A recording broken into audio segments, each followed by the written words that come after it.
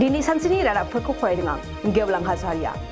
थांनाय 12 जानुवारि खालारखालि गसाइगाव दख'रा एबसुनि रांगिरि लुंखा नार्जारिखौ गाज्रि गाग्लोबनायखौ लाना क'क्राझार जिल्ला एबसुआ गोख्रोङै सोंखारिदों आरो दायनिगिरिखौ थाबैनो हमना साजा होनो खावलायदों। एसपि आरो क'क्राझार डिसि पुलिस बिफाना थाबैनो बिथांमोनखौ हमनांगौ, जे कालप्रिटफोरखौ थाबैनो हमनांगौ। बेनि थाखाय गसाइगाव पुलिस थानायावहाय एफआइआर होनाय जाबाय। क'क्राझार नाराबारि गामिनि शरद चन्द्र वारिखौ बाथिपारासिम थांबाय थानाय हरनि समाव मिथि मोनै दुथांफोरा गाग्लोबदों। धेमाजियाव दुलाराय बर' आइजो अनसाय आफाद आरो दुलाराय बर' हारिमु आफादनि जथुम्मानि लाहार फाहार खालामनाया सोलिगासिनो।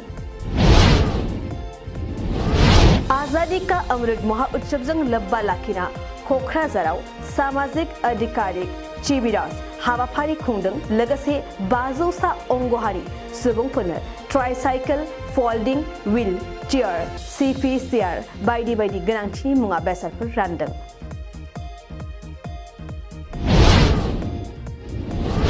बाक्सा सालबारिनि हस्तिनापुराव सासे फिसाज्लाया गावनि असे बिफाखौनो रुवाजों देथारदों।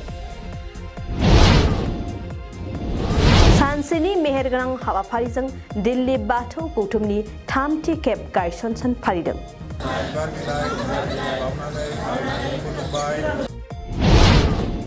बरपेटा र'डआव आसाम नाट्य सन्मिलननि 10थि बोसोरारि जथुम्मा खुंफुंनो साखाफारा जादों।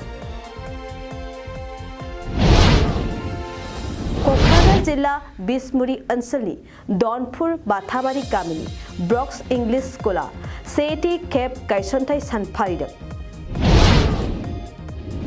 अदालगुरिनि आथारिघाट अत्रिमुनि आरो राम जानकीनाथ आश्रमाव दुर्गा प्रमोशन महाजैग खुंफुंनो लाहार फाहार खालामदों। बाक्सा जिल्ला सिमला दाउदारानि फुंखा थुनलाइयारि गौथुमनि 52थि फुंखा थुनलाइयारि जखनथाय खुंफुंदों। दिनै सानसेनि रादाबफोरा एसेनोसै। गोजोन्थों। नोंथाङा सानाय सुनाय बेरामनि जेंनायाव गोग्लैदों नामा? जुदि नोंथाङा सानाय सुनाय दंब्ला जिंगासिनांगौ गैया। चिरां जिल्लानि बेंटल गेट साफागुरियाव दायो एसआइ निउर' थेरापि सेन्टार दंसै। बे थेरापि सेन्टाराव नोंथाङा गोरलैयैनो देहानि सानाय सुनायखौ फाहामथाय लानो हागोन। बे आथिं सानायानो जाग्रोदों, ओमफ्राय जानाया एसे सिगांनिफ्रायनो जाखादों, ओमफ्राय बिदिनो गुबुन गुबुन मुलि जाबाबायदों, ओमफ्राय हामाखै। दिनैनि ट्रिटमेन्टआ नङा, आङो एसे मोजां मोनसिनबाय। जेरै सिं सानाय, आफादावरि सानाय, मोदोम जरा सानाय, आइजोफोरनि जेंना, खर' सानाय बायदि बेरामखौ फाहामनाय जायो। लोगोसेयैनो बे सेन्टाराव थानानै फाहामथाय लानो हानायनिबो सुबिदा खालामदों।